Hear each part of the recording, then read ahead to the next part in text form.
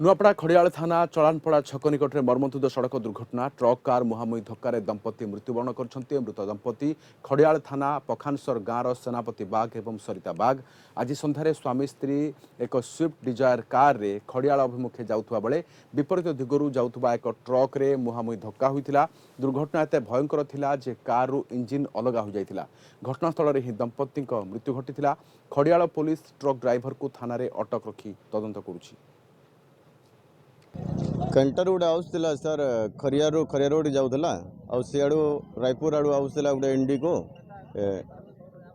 Swift Dzire गोटे कंटर संगे धक्का है गोटे नुआ विवरण सृष्टि मैंने 100 मीटर तार इंजिन ब्लास्ट जाइए बैटरी जाइए 50 मीटर गियरबॉक्स जाइए 75 मीटर इ प्रकार हिसाब से गोटे भीषण हादसा होती जना पड़े पखानसर जड़े मियाँ बीबी दुईटा स्पॉट डेथ होती जना पड़े।